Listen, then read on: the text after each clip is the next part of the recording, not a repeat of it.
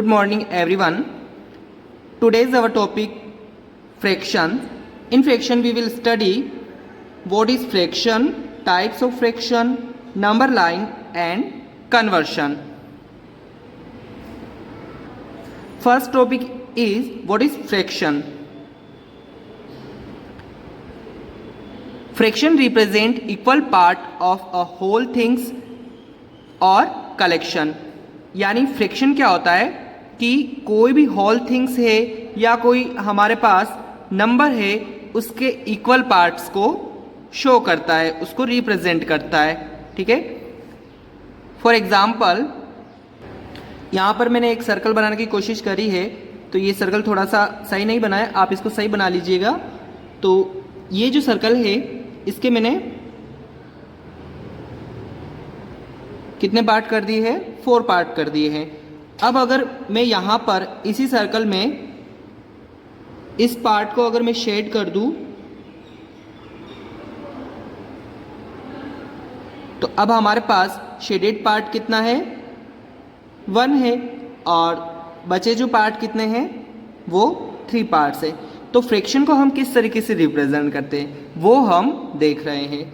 जैसे फ्रैक्शन जो होता है वो 2 नंबर से रिप्रेजेंट होता है. एक नंबर होता है लाइन के ऊपर और एक नंबर इस लाइन के नीचे होता है.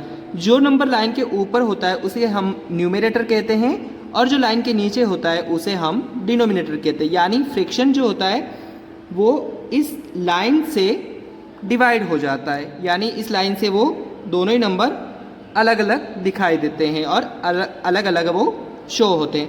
जैसे अब आप देखिए ये सर्कल था, इसके मैंने टोटल कितने पार्ट कर दिए? 4 पार्ट कर दिए.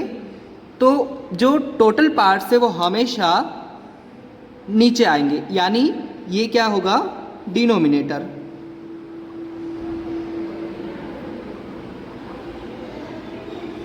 ठीक है.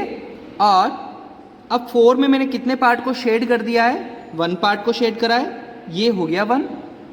इसको हम क्या कहेंगे? न्यूमरेटर. ठीक है. तो इस तरीके से फ्रैक्शन को रिप्रेजेंट किया जाता है जिसमें एक पार्ट न्यूमरेटर होता है, एक पार्ट डिनोमिनेटर होता है.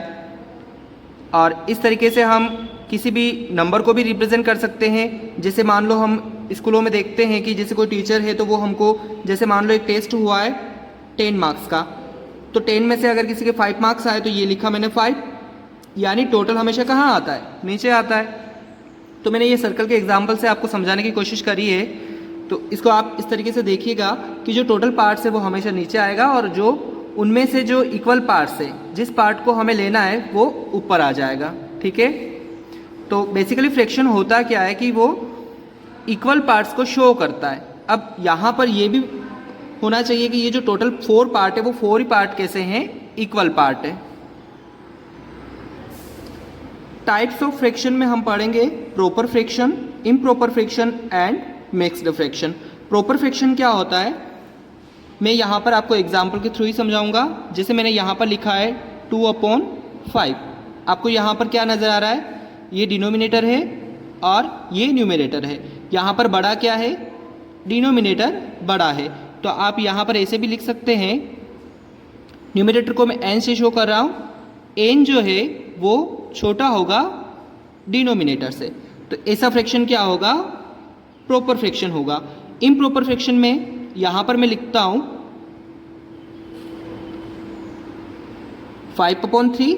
यहाँ पर क्या आपको नज़र आ रहा है कि यहाँ पर जो न्यूमरेटर है वो बड़ा है डिनोमिनेटर से. और मिक्स्ड फ्रैक्शन ये होगा मिक्स्ड फ्रैक्शन. यानी इसमें क्या है? एक होल नंबर है और दूसरा प्रॉपर फ्रैक्शन है. यानी होल नंबर और प्रॉपर फ्रैक्शन का कॉम्बिनेशन मिक्स्ड फ्रैक्शन होगा. तो नेक्स्ट टॉपिक हमारा है नंबर लाइन. नंबर लाइन हम किस तरीके से बनाते हैं चलिए वो समझते हैं. यहाँ इसको हम कुछ एग्जाम्पल्स के थ्रू इसको अच्छे से समझेंगे. जैसे मान लो मैंने एक फर्स्ट एग्जाम्पल लिया है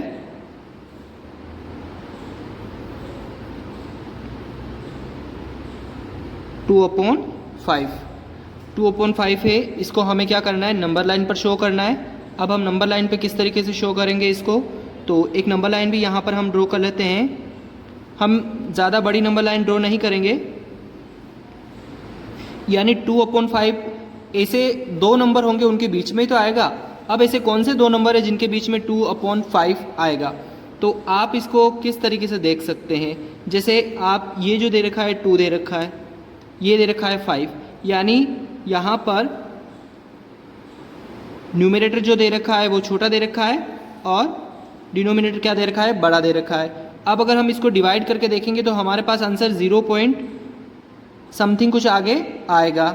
ठीक है, तो ये जो हमारी नंबर लाइन होगी वो 0 और 1 के बीच में होगी। ये आपको पता चल गया है कि किस तरीके से 0 और 1 के बीच में होती है ये, कि अगर हम इसको डिवाइड करके भी देखेंगे तो वो 0 और 0. जैसे हम इसको डिवाइड करके देख लेते हैं, ये दे रखा है 2 और ये दे रखा है 5। अब इसको हम कैसे डिवाइड करेंगे, पॉइंट लगा 0 आ गया, तो 5 4 ज़ा 20, यानी 0.4 आ रहा है। 0.4 किसके बीच में आएगा, 0 और 1 के बीच में ही आएगा, इसीलिए ये जो 2/5 है वो 0 और 1 के बीच में आएगा।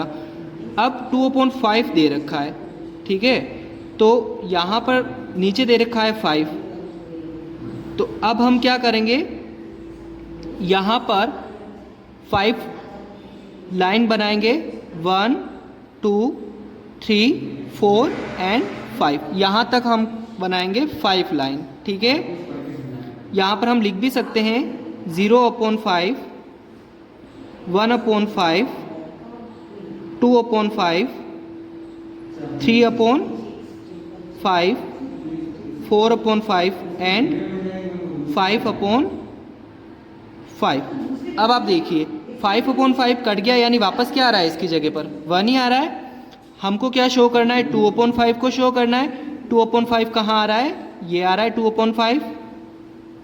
तो ये हमारी नंबर लाइन इस तरीके से बनाई जाती है। आप इसको सिंपल, अगर ये नंबर नहीं लिखोगे तो भी आप इसको बना सकते हो। जैसे आप देखिए 0 और 1 है, ठीक है, यहाँ पर आपको 5 लाइन बनानी है इसके, तो 1 2 3 4 एंड 5, यानी यहाँ तक आपको 5 लाइन बनानी। अब यहाँ दे रखा है 2/5 है, तो 2 1 एंड 2, यानी सेकेंड वाली लाइन पर आ जाएगा 2/5। तो आप इस तरीके से भी बना सकते हो और इस तरीके से भी आप बना सकते हो। नेक्स्ट सेकेंड एग्जाम्पल है 5 एंड 1/2। अब इसको आपके ऐसे क्वेश्चन भी आ जाते हैं कि जो मिक्स फ्रैक्शन में दिया हुआ है उसको हम किस तरीके से वर्ड में लिखेंगे। तो इसको हम किस तरीके से लिखेंगे, 5 एंड 1/2। अब इसकी भी हम नंबर लाइन बना देते हैं। अब आप देखिए यहाँ पर दे रखा है 5, जैसे जो फर्स्ट एग्जाम्पल था उसमें क्या दे रखा था, सिर्फ 2/5 दे रखा था, तो हमने 0 और 1 के बीच में उसको बनाया था। यहाँ पर 5 दे रखा है, यानी ये जो नंबर लाइन है वो 5 और 6 के बीच में बनेगी। अब 1/2 है, यानी आपको 1 एंड 2 दो लाइनें बनानी है। ऊपर दे रखा है 1 वाली लाइन यही है, 1 फर्स्ट वाली है, इस पर अपन शो कर लेंगे 1/2। तो इस तरीके से नंबर लाइन बनाई जाती है। नेक्स्ट है कन्वर्शन, यानी कोई भी डेसिमल नंबर दे रखा है उसको हम फ्रैक्शन में कैसे कन्वर्ट करेंगे, और फ्रैक्शन में दे रखा है तो उसको हम डेसिमल में कैसे कन्वर्ट करेंगे, वो इस कन्वर्शन में हम पढ़ेंगे। यहाँ मैंने एक एग्जांपल लिया है 0.5, यानी ये किस में दे रखा है, डेसिमल में दे रखा है। यहाँ पर क्या लगा रखा है, पॉइंट लगा रखा है, यानी इसको हम डेसिमल भी बोल सकते हैं और इसको हम पॉइंट भी बोल सकते हैं। अब इसको हमें फ्रैक्शन की फॉर्म में कन्वर्ट करना है। किस तरीके से हम कन्वर्ट करेंगे इसको, तो इसके लिए हम क्या करेंगे, पहले इसको लिखेंगे 0.5 को, ठीक है। अब ये जो पॉइंट दे रखा है इस पॉइंट को हमें क्या करना है, हटाना है।